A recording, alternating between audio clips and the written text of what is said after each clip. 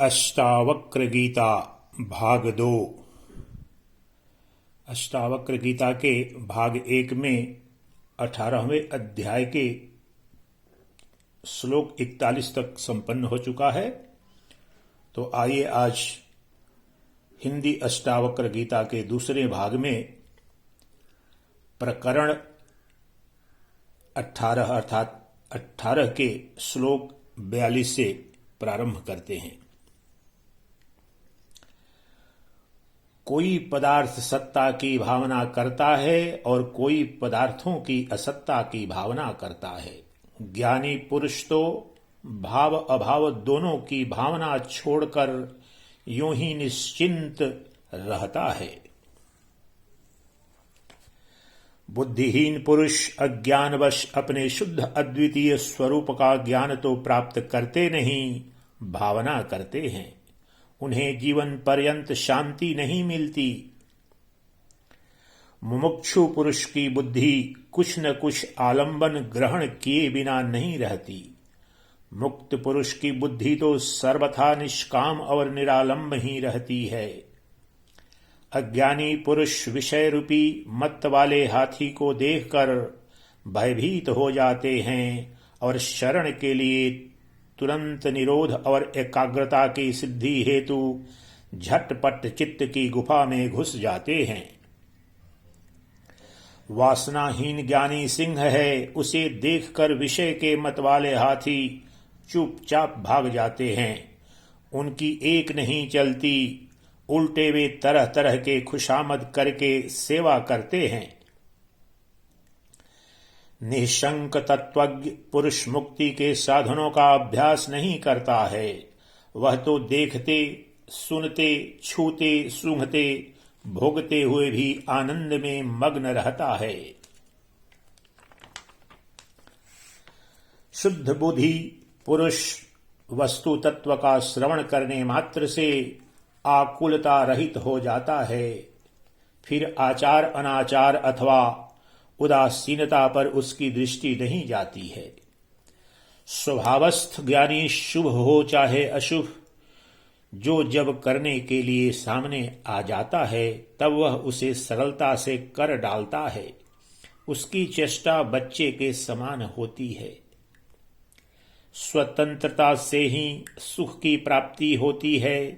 स्वतंत्रता से ही परम तत्व की उपलब्धि होती है। स्वतंत्रता से ही परम शांति की प्राप्ति होती है। स्वतंत्रता से ही परम पद मिलता है।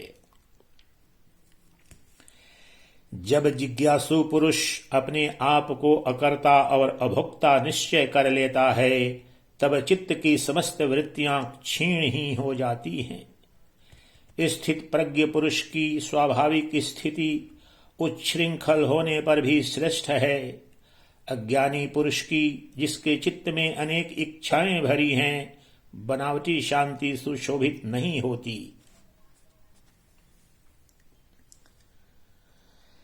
स्थित प्रज्ञ पुरुष महान भोगों में विलास करते हैं और पर्वतों की गहन गुफाओं में भी प्रवेश करते हैं, किंतु वे कल्पना बंधन एवं बुद्धि वृत्तियों से मुक्त होते हैं। स्थित प्रज्ञ पुरुष श्रोत्री, देवता, तीर्थ, स्त्री, राजा और प्रिय को देखकर उनका सत्कार करता है, परंतु उसके हृदय में कोई वासना नहीं होती है। सेवक, पुत्र, स्त्री, दौहित्र और सगोत्र के द्वारा हंसी उड़ाए जाने पर, धिक्कार देने पर भी तत्वज्ञ पुरुष के चित्त में तनिक भी विकार नहीं होता। लोगों की दृष्टि से प्रसन्न दिखने पर भी वह प्रसन्न नहीं होता और खिन्न दिखने पर भी खिन्न नहीं होता। उसकी उन आश्चर्यकारी दशाओं को वैसे लोग ही जानते हैं। कर्तव्य बुद्धि का नाम ही संसार है। विद्वान लोग उस कर्तव्यता को ही नहीं देखते, क्योंकि वे शून्याकार, निराकार, निर्विकार एवं निरामय होते हैं।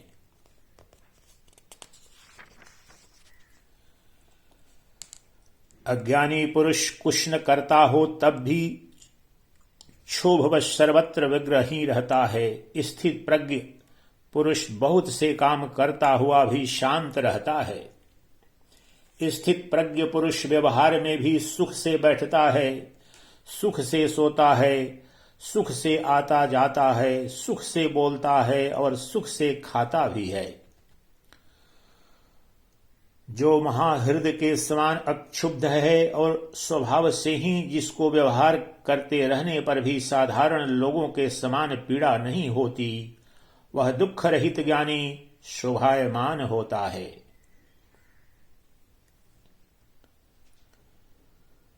मूढ़ की निवृत्ति भी प्रवृत्ति जैसी हो जाती है। स्थित प्रज्ञ की प्रवृत्ति भी निवृत्ति का फल देती है।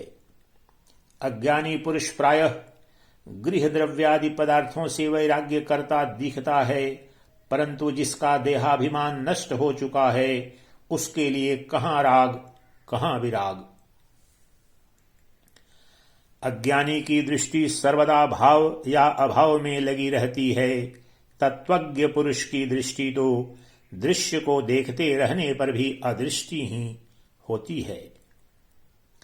जो तत्वज्ञ सभी कामों में बालक के समान निष्काम व्यवहार करता है वह शुद्ध है। कर्म करने पर भी वह लिप्त नहीं होता। वह आत्मज्ञानी धन्य है जो समस्त स्थितियों में सम रहता है। देखते सुनते छूते सूंघते और खाते पीते भी उसका मानस तृष्णा रहित होता है। स्थित प्रज्ञ पुरुष सर्वदा आकाश के समान निर्विकल्प रहता है। उसकी दृष्टि में संसार कहाँ और उसका भान कहाँ, उसके लिए साध्य क्या और साधन क्या। जिस तत्वज्ञ पुरुष को अपने अखंड स्वरूप में सर्वदा स्वाभाविक समाधि रहती है, जिसका लौकिक पारलौकिक कोई स्वार्थ नहीं है, जो पूर्ण स्वानंद घन है, वास्तव में वही विजयी है।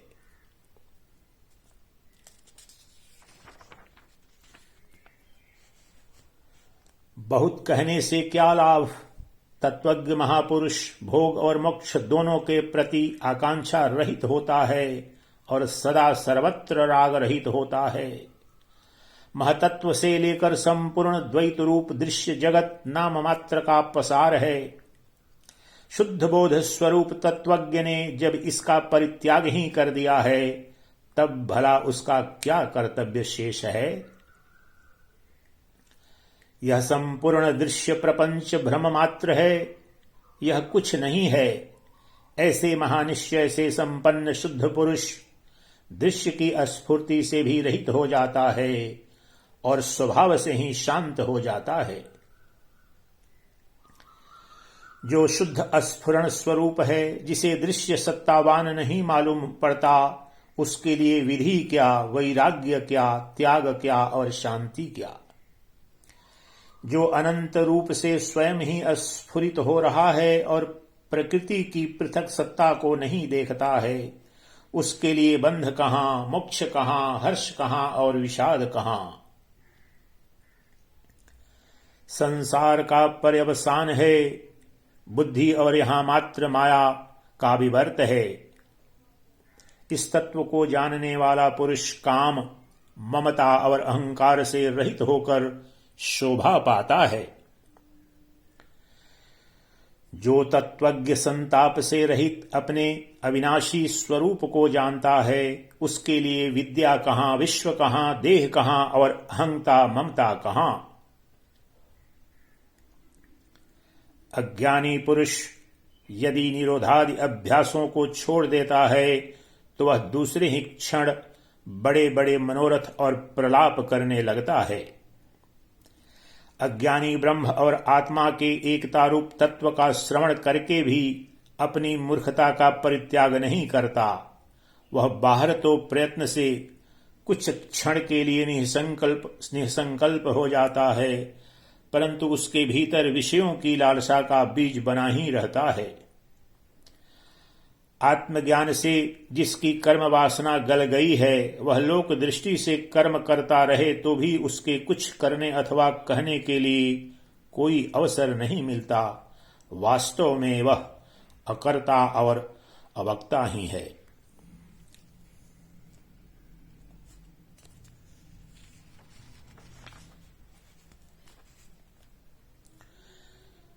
जो स्थित प्रज्ञ सर्वदा निर्विकार अतएव निरातंक है, उसके लिए अज्ञान कहाँ, ज्ञान कहाँ और त्याग कहाँ, उसके लिए किसी का अस्तित्व नहीं रहता। तत्वज्ञ को धैर्य कहाँ, विवेक कहाँ और निर्भयता भी कहाँ। उसका स्वभाव अनिर्वचनीय होता है, वास्तव में तो वह स्वभाव रहित होता है। स्थित प्रज्ञ पुरुष के लिए न स्वर्ग है, न नरक और न जीवन मुक्ति। इस संबंध में बहुत कहने से क्या लाभ। वस्तु तत्व के साक्षात्कार की दृष्टि से कुछ नहीं है। स्थित प्रज्ञ का चित्त ऐसा शीतल रहता है मानो उसमें अमृत ही भर रहा हो। न वह लाभ की अभिलाषा करता है और न हानि का शोक।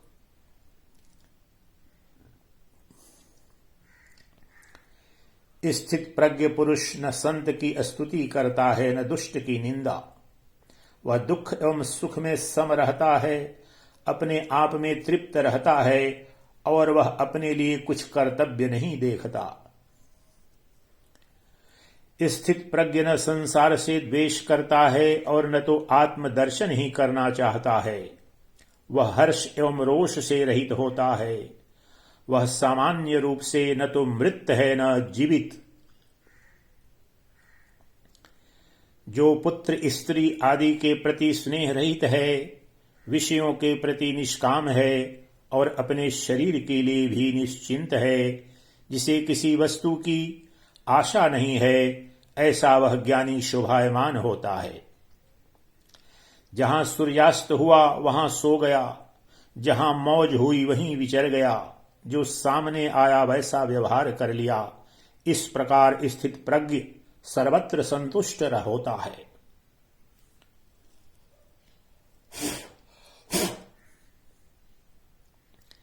जो अपने स्वतः सिद्ध स्वरूप की भूमि में विश्राम करके समस्त प्रपंच का बाध कर चुका है, उस स्थित प्रज्ञ महात्मा को शरीर नष्ट हो जाए अथवा बना रहे ऐसी चिंता नहीं होती।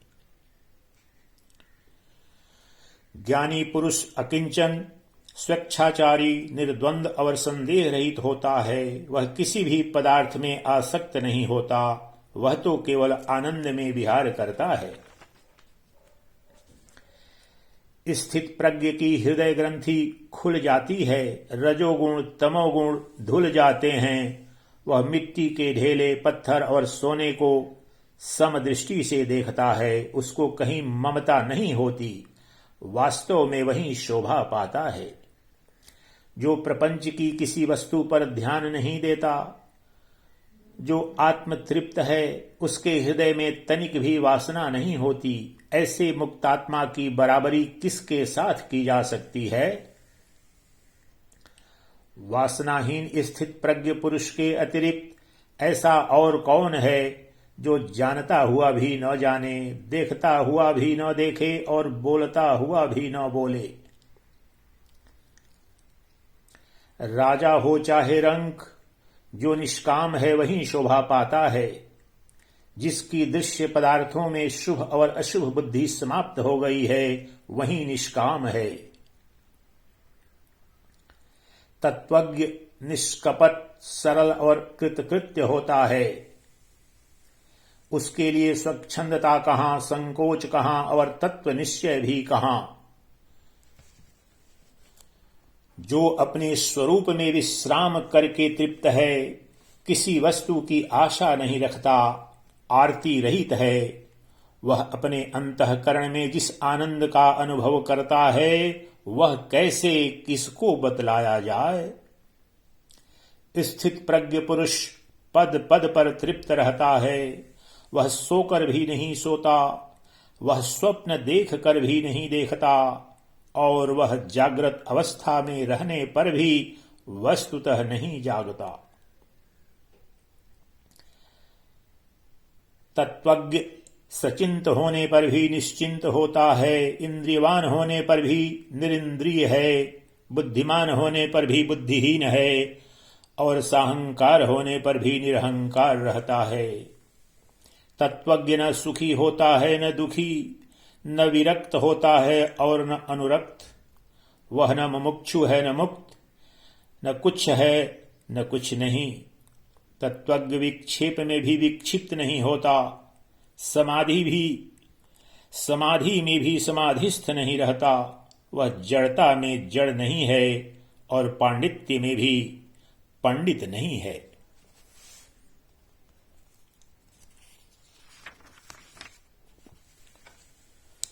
तत्वज्ञ समस्त स्थितियों में स्वरूप स्थित रहता है। कृत्य होने के कारण परम शांत होता है, सर्वत्र सम रहता है। तृष्णा का अभाव होने के कारण वह क्या किया क्या नहीं किया इन बातों का स्मरण नहीं करता। वंदना करने से वह प्रसन्न नहीं होता, निंदा करने से क्रुद्ध नहीं होता, मृत्यु से उद्वेग नहीं करता और जीवन का अभिनंदन नहीं करता। शांत चित तत्वज्ञ न तो जन समूह की ओर दौड़ता है और न जंगल की ओर। जहां जिस स्थिति में वह होता है वहां समचित ही रहता है। इस प्रकार अष्टावक्र गीता का 18वां प्रकरण संपन्न हुआ। 19वां प्रकरण तत्वज्ञानी की विवेक प्रक्रिया। जैसे सफल चिकित्सक सणसी के द्वारा पेट में घुसे हुए बाणों को बड़ी चतुरता से निकाल लेता है, वैसे ही मैंने तत्वज्ञ के द्वारा अपने हृदय से अनेक प्रकार के संकल्प विकल्प विचार विमर्श को निकाल फेंका है।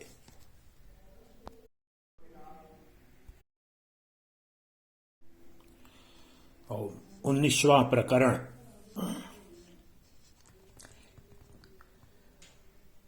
तत्वज्ञानी की विवेक प्रक्रिया।